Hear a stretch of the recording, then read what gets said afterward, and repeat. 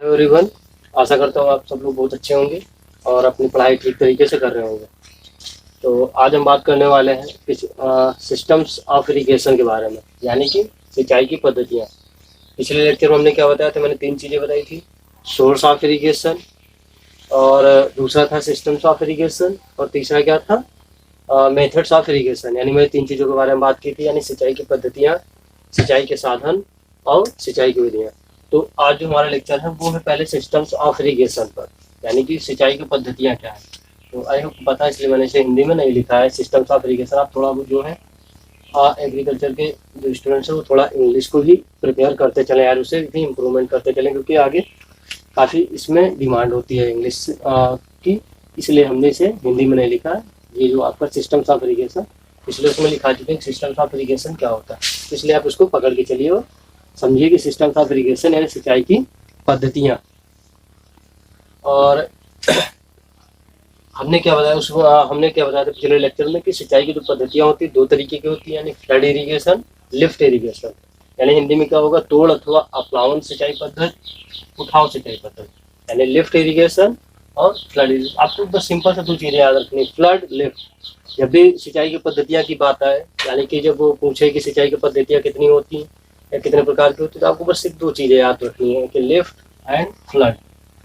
Flood irrigation system and lift irrigation system, बस 2 चीज़ें आपको याद रखनी है।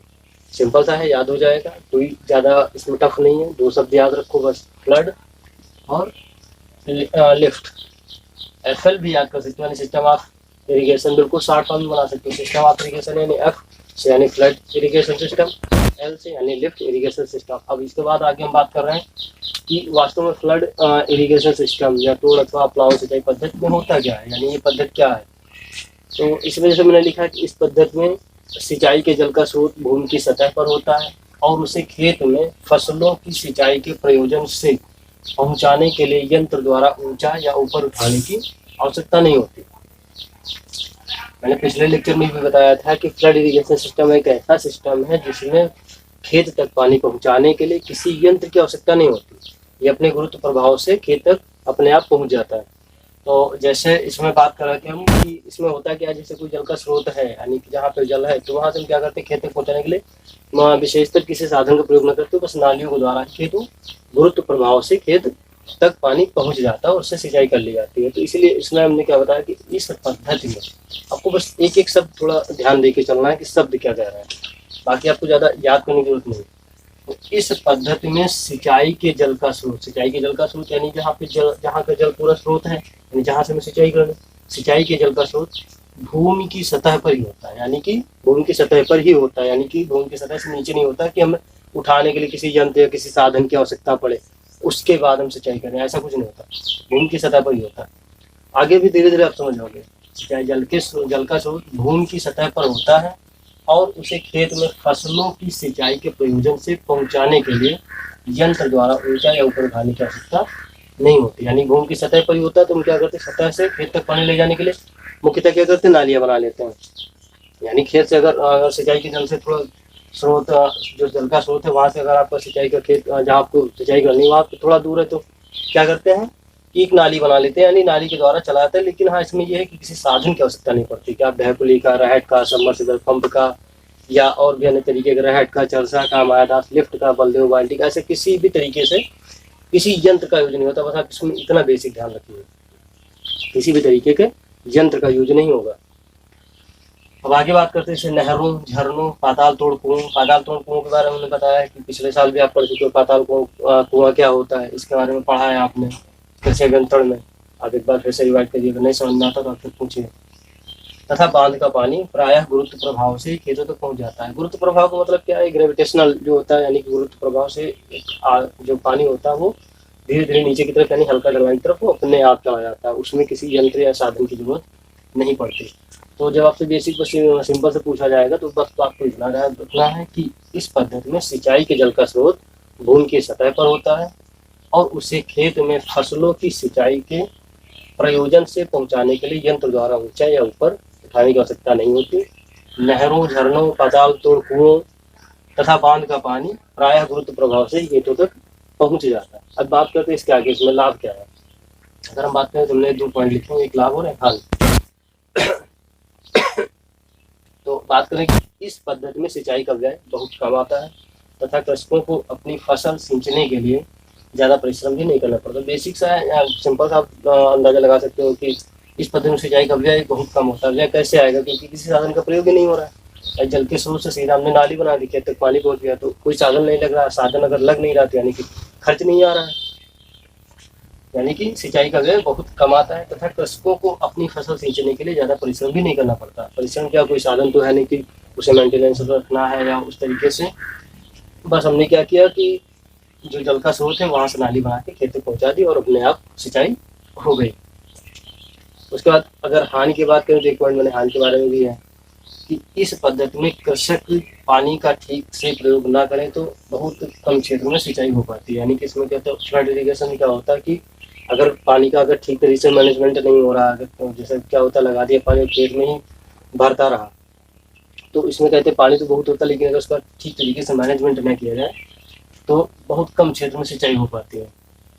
अभी आगे जब आप पढ़ोगे मेथड्स ऑफ इरिगेशन में तो आपको समझ में आएगा कि कौन सी मेथड से पानी अधिक लाभकारी है, कौन से मेथड से कम, यानी कि किस मेथड को यूज करने पर पानी की जो दक्षता है वो अधिक होगी, किस मेथड को प्रयोग करने पर कम होगी। तो इस तरीके से बात कर रहा है कि बहुत कम क्षेत्र में सिंचाई होगी, यानी कि इसकी जल दक्षता जो है बहुत कम होगी, यानी फसलें इसका बहुत कम प्रयोग करेंगे। अगर बहुत ज़्यादा पानी हो जाएगा तो क्या होगा कि वाष्पीकरण यानी किसी कारण से वो वेस्ट होता चला जाएगा, फसलें जो पौधे उसका बहुत कम यूज कर पाएंगे, ज़्यादातर पानी वेस्ट हो जाएगा। तो ये उसकी बात कर रहा है। इसके अलावा लगातार पानी देने से भूमि का जल स्तर ऊपर आ सकता है, यानी कि अगर बहुत ज़्यादा खेत में आप पानी भरते रहोगे तो भूमि का जो जल स्तर है वाटर लेवल जो ऊपर आता रहेगा, तो जिसके कारण भूमि जलमग्न, यानी भूमि का वाटर लेवल अगर बहुत ज़्यादा बढ़ जाएगा तो भूमि जलमग्न हो जाएगी और तथा धीरे धीरे ऊसर हो सकती है। यानी कि जब भूमि बहुत ज़्यादा वाटर लेवल बहुत ऊपर रहेगा, बहुत ऊपर रहता है या भूमि बहुत ज़्यादा जलमग्न रहती है तो भूमि धीरे धीरे ऊसर हो जाती है। तो इस तरीके से इसका हानि और लाभ भी है और इसके भी परिभाषा है, हमने ये लिखा है। इस तरीके से पूरा इतना ही है, आपको बस इतना ध्यान रखना है कि इस पद्धति में सिंचाई के जल का स्रोत भूमि की सतह पर होता है और उसे खेत में फसलों की सिंचाई के प्रयोजन से पहुंचाने के लिए यंत्र द्वारा ऊपर उठाने की कोई आवश्यकता नहीं होती है। अपने गुरुत्व प्रभाव से जल के स्रोत से खेतों तक अपने आप गुरुत्व प्रभाव के कारण पहुंच जाता है। बस इतना सा है। अब इसके बाद बात करते हैं दूसरा जो इसका सिंचाई पद्धति है, उठाव सिंचाई पद्धति यानी लिफ्ट इरिगेशन सिस्टम। अब इसमें क्या होता है कि इस पद्धति में पानी को सिंचाई के प्रयोग में लाने के लिए खेतों की सतह पर उठाना पड़ता है और पानी को ऊपर उठाने में ढेकली, चरसा, रहट, बलदेव बाल्टी, मादास लिफ्ट, नलकूप इत्यादि विभिन्न यंत्रों का प्रयोग करना होता है। हमने उसमें क्या पढ़ा है, यानी तोड़ अथवा प्लावन सिंचाई पद्धति में क्या पढ़ा है कि इसमें पानी जो होता है वो जल का जो स्रोत होता है भूमि की सतह पर ही होता है, यानी खेत तक पहुंचाने के लिए किसी भी तरीके के साधन या यंत्र की आवश्यकता नहीं होती। अब इसमें हम क्या पढ़ रहे हैं कि इस पद्धति में पानी को सिंचाई के प्रयोग में लाने के लिए खेत की सतह पर उठाना पड़ता है, यानी किसी न किसी यंत्र के माध्यम से खेत की सतह तक उठाना पड़ता है। यानी कहने का मतलब जाहिर सीधा सा है, इसमें ये सीधा सा समझ में आ रहा है कि जो जल का स्रोत होता है, मान लो आपका खेत है और जल का जो स्रोत होता है जो भूमि की सतह है वो भूमि की सतह से नीचे होता है, यानी कि नीचे होता है। तो यहाँ पे क्या होता है कि भूमि की सतह पर लाने के लिए, भाई जब तक भूमि की सतह पर नहीं आएगा सिंचाई होगी नहीं, तो भूमि की सतह पर लाने के लिए किसी न किसी यंत्र की प्रयोग किया जाता है या यंत्रों की सहायता ली जाती है।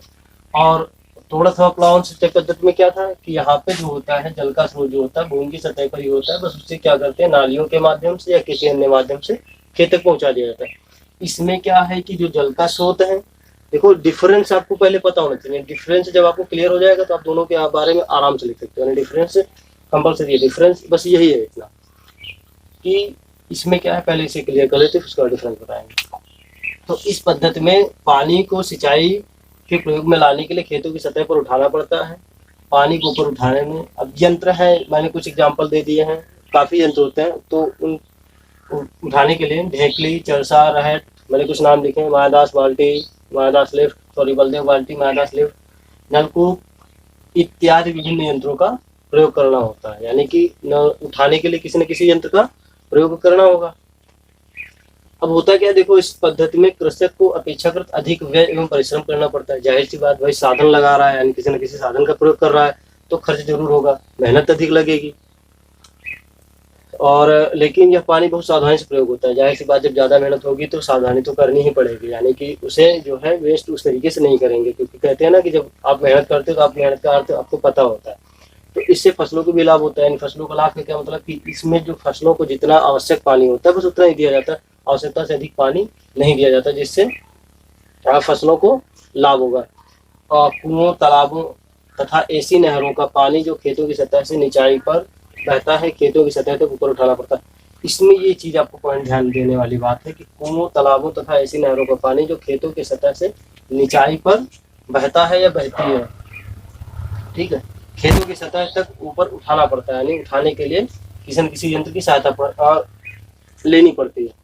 हमने इसके पहले इसमें फ्लड इरिगेशन में सिस्टम में क्या देखा था कि कुओं, तालाबों तथा ऐसी नहरों का पानी बस क्या करते हैं, नालियों के द्वारा खेत की सतह तक पहुंचा दिया जाता है, यानी नालियों द्वारा ही सिंचाई की जाती है। कई बार क्या होता है कि जो आपका खेत होता है, आपके खेत की सतह से कई बार होता है कि कुएं, तालाब या नहरें नीचे होते हैं। कई बार आपने गाँव में देखा होगा कि नहरों से जब लोग सिंचाई करते हैं तो ट्यूब लेके जाते हैं, यानी पंप सेट लेके जाते हैं, उसके द्वारा पानी खींच के खेतों तक पहुंचाते हैं। तो वहाँ इस तरीके का फार्मूला अपनाने का रीजन यही होता है कि जो जल की सतह होती है, यानी जो जल स्रोत होता है वो भूमि की सतह से नीचे होता है, तो वहाँ ऊपर उठाने के लिए किसी न किसी साधन की आवश्यकता होती है। ढकेली का भी प्रयोग किया जाता है, अब तो बहुत कम हो गया ऐसा सब। अब तो पंप सेट या इंजन इस तरीके के साधन प्रयोग किया जाता है, पहले यही होता था। ये सब इस तरीके के साधन प्रयोग किए जाते हैं, ढकेली, गहट, बल्ले, बाल्टी, मार, इस तरीके के यानी पानी को उठाने के लिए। अब तो इनका साधनों का प्रयोग कम हो गया, ऐसा नहीं कि बिल्कुल खत्म हो गया, लेकिन हाँ कि कम हुआ। तो इस तरीके से अब जैसे आपकी जो अंतर की बात आएगी, तो पहला अंतर आपका क्या बनेगा कि फ्लड इरिगेशन सिस्टम में क्या होता है कि जल का स्रोत भूमि की सतह पर होता है और जल को भूमि के जो जल है उसको नालियों द्वारा खेत तक पहुंचा दिया जाता है। उठाव यानी लिफ्ट इरिगेशन सिस्टम में क्या है कि जो जल का स्रोत है भूमि की सतह से नीचे है, सिंचाई के लिए किसी न किसी साधन का प्रयोग किया जाता है, ठीक है। इसमें क्या, इस पद्धति में किसान को अपेक्षाकृत अधिक व्यय एवं परिश्रम करना होता है। लेकिन अब बात करें कि तोड़ अथवा प्लाव सिंचाई पद्धति, इसमें क्या होता है, व्यय भी बहुत कम लगता है और परिश्रम भी बहुत कम लगता है। लिफ्ट इरिगेशन सिस्टम में क्या है कि परिश्रम भी अधिक लगता है और खर्च भी अधिक लगता है। उसमें क्या है, अब इसका अगले अंतर की बात करें, यही से आपका अंतर भी क्लियर हो जाएगा, आप अंतर भी लिख लोगे, यानी आपको यहाँ से अंतर भी नोट कर लेना है। तो उसके बाद जब बात करें तोड़ अथवा प्लाव सिंचाई पद्धति में, इसका अगर हम अगली चीज का नोट बात करें कि लेकिन यह पानी बहुत सावधानी से प्रयोग होता है। और लेफ्ट फ्लड इरिगेशन सिस्टम में क्या था कि वहाँ पे पानी क्या है, किसी भी तरीके से ज़्यादा प्रयोग ध्यान नहीं दिया जाता, यानी फ्लड इरिगेशन सिस्टम है, कोई परिश्रम नहीं लग रहा, कोई व्यय नहीं लग रहा, तो बस लोग क्या करते थे, पानी भर देते थे पूरा खेत में। तो इससे फसलों को भी लाभ होगा। अब इसमें जैसे क्या होता है कि लिफ्ट इरिगेशन सिस्टम में क्या होता है, फसलें जो जितनी फसलों को डिमांड होती है पानी उतना ही दिया जाता है। फ्लड इरिगेशन सिस्टम में क्या होता है कि फसलों को डिमांड से ज़्यादा पानी दे दिया जाता है, यानी फसलों को उससे कम लाभ होता है और इसमें अधिक लाभ होता है। आपको ये अंतर लिख लेना है। कुओं, तालाबों तथा ऐसी नहरों का पानी जो खेतों की सतह से निचाई पर बहता है, खेतों की सतह तक ऊपर उठाना पड़ता है। ये आपको ध्यान रखना कि कई बार क्या होता है कि जो कुएं, तालाब या नहरें ऐसी हैं जिनका जो जल स्रोत है, यानी जिसमें जो जल का स्रोत है वो भूमि की सतह से नीचे होता है, तो इसलिए हमें किसी न किसी यंत्र से, चाहे रहट, ढकेली, बल्दे, बाल्टी, बादास, इस सब तरीकों के साधनों का प्रयोग करके हम पानी को सतह तक लाते हैं, उसके बाद फिर सिंचाई करते हैं। तो ये दोनों आपका कंप्लीट हुआ, यानी सिस्टम ऑफ इरिगेशन में फ्लड इरिगेशन सिस्टम हो गया, लिफ्ट इरिगेशन सिस्टम हो गया, यानी दो सिस्टम होते हैं। याद करने के बिल्कुल सिंपल सा है, आप फ्लड और लिफ्ट याद रखिए, तोड़ या प्लाव सिंचाई पद्धति और उठाव सिंचाई पद्धति। अंतर दोनों में बता दिया, दोनों परिभाषा लिखा दी, दोनों का क्या अंतर क्या है ये भी मैंने समझा दिया। अगर इसके बाद भी आपको कोई दिक्कत होती है तो फिर आप बताइए। उसके बाद इतना आपको कंप्लीट हो गया। अगली हेडिंग जो लिखाई थी वो थी कि मेथड्स ऑफ इरिगेशन है, सिंचाई की पद्धतियाँ। तो आपको मैंने इसमें जो है 3 चीज़ें थी जो मैंने बताया था सिंचाई में सबसे मोस्ट इम्पॉर्टेंट है। पहला क्या था, सोर्स ऑफ इरिगेशन, ठीक। उसके बाद दूसरा है सिस्टम ऑफ इरिगेशन, और उसके बाद आपको बच रहा है मेथड्स ऑफ इरिगेशन। यानी 3 चीजें मैंने बताया था सबसे इंपॉर्टेंट है, ये सबसे इंपॉर्टेंट टॉपिक है, ये पूछा ही जाता है, सबसे इंपॉर्टेंट टॉपिक है। पहला है सोर्स ऑफ इरिगेशन है सिंचाई के साधन, उसके बारे में आप पढ़ चुके हो। दूसरा था सिस्टम ऑफ इरिगेशन है जो आपके आज कंप्लीट हुआ, यानी दोनों में अंतर बता दिया, दोनों परिभाषा बता दी, दोनों में ज़्यादा कोई डिफरेंट नहीं है, नाम भी आराम से याद हो जाएगा, और इसलिए आप इसे आराम से नोट कर लो, लिख लो। उसके बाद भी कोई अगर आपको प्रॉब्लम आती है तो आप फिर आप मुझसे संपर्क कर सकते हो। अब इसके बाद जो अगला लेक्चर होगा वो होगा आपका मेथड्स ऑफ इरिगेशन पे, वो थोड़ा लेंथी है तो उसमें थोड़ा टाइम लगेगा।